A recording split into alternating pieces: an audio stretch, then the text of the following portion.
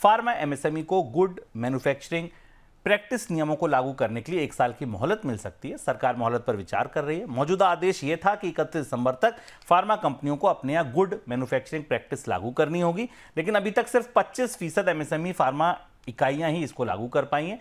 सरकार ने मोहलत नहीं दी तो बंद होने का खतरा है बड़ी संख्या में एमएसएमई को। तो सर, क्या लगता है आपको मोहलत मिल जाएगी?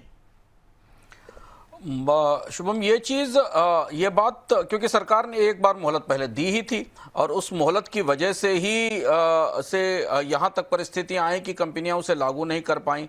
अब जो नई व्यवस्था आ रही है, उस नई व्यवस्था को लागू करने के लिए सरकार के पास ये मुश्किल होगा कि वो इसमें कोई भी समय सीमा आगे बढ़ा सके मौजूदा परिस्थिति में, क्योंकि गतिविधियां जिस तरीके की हैं और भारतीय फार्मा की छवि पर दवाओं में मिलावट और जहरीली दवाओं की वजह से जो ठेस पहुंची है, उसके बाद मुश्किल दिख रहा है 31 दिसंबर के बाद की समय सीमा बढ़ाने के लिए।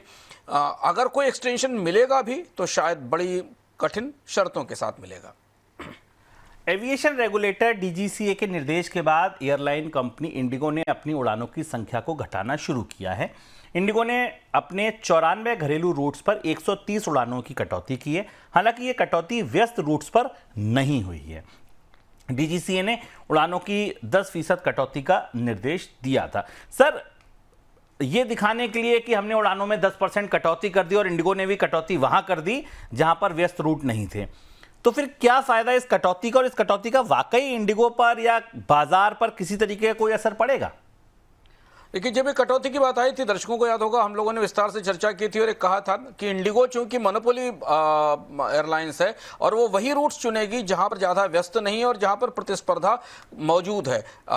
जहां पर इंडिगो की मोनोपोली है, इंडिगो के पास बड़े रूट हैं, वहां पर कटौती नहीं होगी। इसलिए कुछ उड़ानें अंतर्राष्ट्रीय स्तर पर कम की गई जहां पर उसकी प्रतिस्पर्धा अंतर्राष्ट्रीय एजेंसियों के अंतर्राष्ट्रीय एयरलाइंस के साथ थी और कुछ भारत के भीतर के रूल थे। तो माना जा रहा है कि लगभग जो डेली फ्लाइट्स हैं वो अब 2145 से घट के 1931 के आसपास आ गई हैं। 50 फ्लाइट्स के पर डे के आसपास का लॉस इंडिगो को हो रहा है।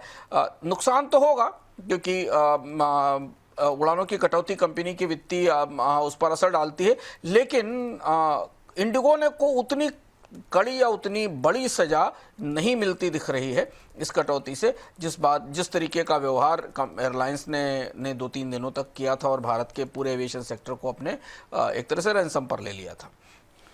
1 फरवरी को पेश होने वाले बजट में वित्त वर्ष 2026-27 के लिए डेट टू जीडीपी रेशियो का लक्ष्य 54 से 55% के बीच रखा जा सकता है। सरकारी अधिकारियों के हवाले से जानकारी दी गई है। पिछले बजट में 2025-26 के लिए डेट टू जीडीपी रेशियो का लक्ष्य 56.1% निर्धारित किया गया था और सरकार ने वित्त वर्ष 30-31 तक इसको घटाकर 50% तक लाने का लक्ष्य रखा है। सर, बढ़ तो उसी दिशा में रहे हैं, 50 की दिशा में ही बढ़ रहे हैं। अभी 4 बजट और बचे हैं। क्या लगता है आपको, कितना संभव है ये लक्ष्य?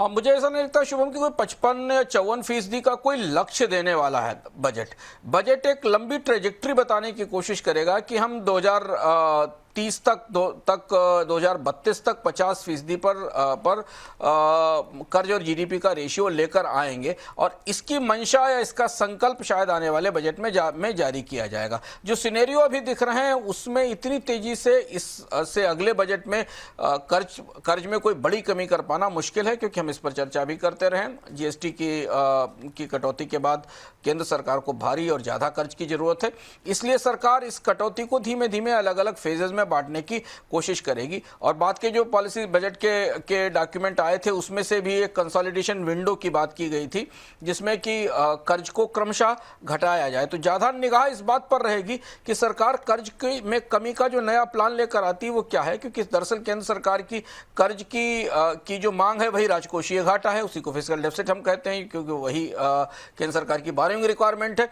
तो यहाँ से हमें ये दिखाई देगा कि बदली हुई परिस्थितियों में रेवेन्यू में जो कमी उसको देखते हुए केंद्र सरकार अपने राजकोषीय घाटे के नजरिए को या उसके प्लान को कैसे सामने लेकर आ रही, क्योंकि इसका बड़ा असर बॉन्ड मार्केट पर, यील्ड पर और भारत की साख पर और विदेशी निवेशकों के नजरिए पर पड़ेगा।